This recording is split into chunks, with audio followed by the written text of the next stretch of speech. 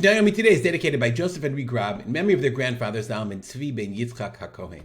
To dedicate a day of learning, go to mission.co/support or send me an email. Peah, Perek Vav, Mishnah Dalid. Okay, last Mishnah we learned in the beginning of Mishnah Gimel. The Mishnah says, Rashi Shurot ha'omer shekenegdo mochiach. If you have the heads of rows, the omer that's opposite it, mochiach, indicates. We don't know what that means, but it seems to say that the omer that's opposite it, mochiach, will indicate, will remind us, and therefore the Rashi Shurot will not be Shikechah. But we have no idea what that means. And the reason we don't know what that means is because the Mishnah is a continuation. This Mishnah is a continuation of this. Okay? Just understand, this Mishnah, I want to explain, is quite complicated, and it's a subject of a number of different machlokot. I'm going to try to explain it according to both the Kahati and the Bartanura. The Kahati explains that ve'elehen Rashi Shurot, then you have this is what Rashi Shurot are. The Kahati says you have two examples, okay? One of two people, and then Yachid, okay? Then the second example of Yachid She'itchil, that both of them are Rashi Shurot. According to the Bartanura, if we look down just for a second, Yachid She'itchil mi Rosh Hashirah, the Bartanura says, Hashla Mefarish Landa did not le'el Rashi Shurot, meaning the Yachid example is the only example of Yachid of Rashi Shurot. So just understand that this Mishnah in many ways is a complicated Mishnah that's the subject of much, much debate. So I'm going to try to explain it as simply as I can, as straightforwardly as I can. I don't know if straightforwardly is a word. And hopefully, when we're done, it will all be clear. I want to dedicate this learning to the memory of my father, Rab Simcha ben Yitzchak Kalman. And as always, if you need to comment, you have questions about this Mishnah, which is particularly complicated, that would be my email address. Says the Mishnah, Ve'eluhem Rashi Shurot. These are the Rashi Shurot. These are the heads of the rows. Now, I just want to explain. This Mishnah is a subject of much controversy. It's much debate. It's a big machlokot about how to understand the Mishnah. According to the way the Kahati explains it, there are two examples of Rashi Shurot. This example that begins with Shnaim She'itchilu, and then later on where it says Yachid She'itchil. There's two cases in the Mishnah, here and here. According to the Bartanura says no, Rashi Shurot is only here. As we'll see, the Bartanura's explanation is more logical. But he has trouble. He doesn't really try to explain why does the Mishnah say Rashi Shurot, and then you have another case in the middle. You have a whole case here, and then the Mishnah tells you these are Rashi Shurot. Nonetheless, that's the complication of the Mishnah. Hopefully, it will be as clear as possible. But there are many, many more arguments. There are many more arguments about the Mishnah, and not everyone has a clear. It's difficult to come to a totally clear picture of what the Mishnah is trying to communicate. Says the Mishnah, "Ve'eluhen Rashi Shurot." These are the Rashi Shurot.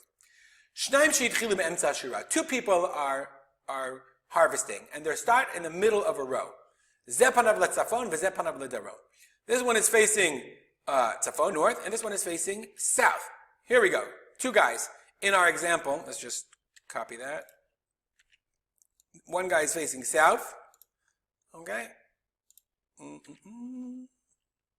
And one guy is, didn't want to do that. And one guy is facing north, okay? One facing south and one facing north. Let's go back. Zepan of Zamun. Shachachu lifneim ula acharehem. Et lifnehem shikechah. Ve'et acharehem eno shikechah. Just so we understand, okay? They're moving this way. Each guy is moving in this direction, okay? So what's considered lifneim are the bundles. He's gonna make a bundle. He's gonna pick up a bundle. He's gonna pick up this bundle. He's gonna take the bundle and put it in the gadish. Take the bundle and put it in the gadish, okay? So if on the way he forgets this one, that's called lifnehem. Why? Because he's moving in this direction. So he picks up this bundle and he puts it in the pile. He, for whatever reason, moves over, forgets this bundle, and then picks up this bundle and puts that in the pile. So in that case, this is called lifnehem. Why is it called lifnehem? Because he skipped over it. It was in front of him and he missed it.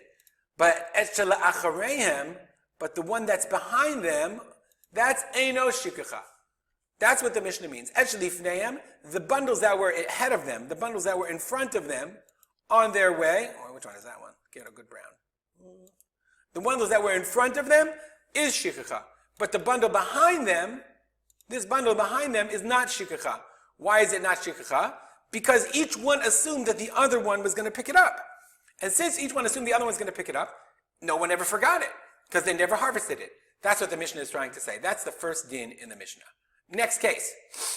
And this is the case that the Bartanura says is now hashta mifaresh lahaditnan le'el roshei shurot ha'omer shekenegdo mochiach.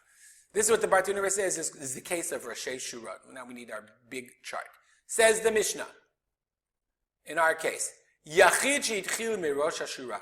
If an individual starts from the beginning of the row, v'shachach lefanav u'la'acharav, shelefanav eino shichecha, shela'acharav shichecha, mipnei shehu bebal tashuv. Okay, let's just translate and then we'll try to understand. An individual that began at the head of a row, v'shachach lefanav u'la'acharav, and he forgot something before him, in front of him, and behind him. Shelefanav, that which before him is eino shichecha. Shela'acharav shichecha, that which is behind him is shichecha. Because if acharav, that which you went back for, behind you, is shichecha, because there's a prohibition of lo tashuv l'kachto. You can't go back and return and get it. So let's understand what's going on here. Let's take our farmer guy, okay?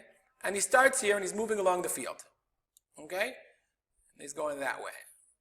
He's moving along the field. So he takes one and puts it in the big pile. Takes two and puts it in the big pile. Takes three, puts it in the big pile. And he's moving along and moving along. So in this case, okay, now he, for whatever reason, skips that one. Okay? And then takes that one and takes that one. So now, this number 4, Aleph 4, is Shila Acharab. Okay? Et Shilifnehem, sorry. Shilifanav Eino Shichecha. This is Shila Acharav in this case. This one is now behind him, because remember, he's moving in that direction. And in order to get it, he'd have to go back and pick it up. That's Baal Tashuv. Okay? And for that reason, that is considered Shikechah. But, okay, now he's going to continue and continue to collect and continue to collect and continue to collect and move along. And then for whatever reason, he decides, you know what? He forgets 10 Aleph. And he starts going back and he starts the second row. Okay? So the question is this Shikechah? Is 10 Aleph Shikechah or not? Says the Mishnah, Shelifanav Eino Shikechah. That's not Shikechah. Let's look at the Bartanura and explain. Okay? Kagon Sheyesh Kan Eser Shurot Shel Eser Omerim. This is our example. 10 by 10 fields of 10 piles. Mesudarim b'shurot mitzafon ledarom. V'itchila omer berosh shura achat. V'shachach omer la'acharav. Remember we learned, he went and now he forgot something behind him. Okay? That's great. Have shikechah. Why? Kevan she'avar mimenu va'amar omer samuch lo. Since he passed over it and went to the next one. Let's go back and, he went over and went to the next one. Back. Okay, that's great. Nonetheless, Karina be lo tashuv lekachto. That's the pasuk that says lo tashuv lekachto. Aval im shachach omer echad o shnayim besof hashura dahainu lifanav. If you forgot 1 or 2 at the end of the row, so you forgot that one, and you forgot that one at the end of the row. Vehinicha mechazar v'itchil omer mitchilat shura shniya. In this case, lo avi shichecha. That's not shichecha. The lo karina be lo tashuv. It's not lo tashuv. She'ani omer sheda'ato la'asot shura acheret me'otam she'iniach b'mizrach le'ma'arav. Because maybe, let's say he forgot those 2. What if he said, you know what, I'm going to do all these rows, but then I'm going to go in this direction. I'm not going to go east to west, but when I'm done, let's see if I can figure out how to move this. Nope, I have no idea how to move this. Here we go. When I'm done, I'm going to go that way. Okay? And then I'm going to go 1, 2, 3, 4. So that's not Shikechah. Why? That's Roshei HaShura. And that is the meaning of the phrase that we learned, Roshei HaShura, it says the Bartanura, HaOmer shekenegdo mochiach. This is the Omer kenegdo. Since there's an Omer here and an Omer here, 1 row, 2 rows, it doesn't matter. Since there's an Omer kenegdo, that's mochiach that maybe he wants to go in this direction, down this row. And that would indicate that that's not Shikechah. Oh, let's put it back to where we were. Very nice. And there's a little, he's not a farmer, he's more of a French beret-wearing Omer collector. That's the din. That is the explanation of this Mishnah according to the Bartanura. It's a little bit complicated. There are many really difficult explanations. What's one difficulty? Lifneim ulacharehem. In the first case, lifneim is shichecha, okay? And in the second case, lifanav is not shichecha. What can I tell you? Says the Mishnah, we're going to conclude. Is that klal? Kol shehu bebal tashuv shichecha. anything, any example where it's Baal Tashuv, right? Remember, he collected this one, and he collected this one, and he collected this one, and now he's over here. So in order to go back, he'd have to be Baal Tashuv. No, that's Lo Tashuv Lekachto, that's Shikechah. V'she'eino beBaal Tashuv, eino Shikechah. But if he doesn't have to go back, and then it's not Baal Tashuv because it's still in front of him, or he could go down the row, and he wouldn't be Baal Tashuv, that's not Shikechah. That's the simplest explanation of Mishnah Daled. According to the explanation of the Bar Tanura, the Kahati says that both cases of Shnayim Shitchilu are called Roshei Shurot. Somehow he says this is not Shikechah, Shikenegdo. Somehow he says that's not, but the Bar Tanura doesn't explain that way.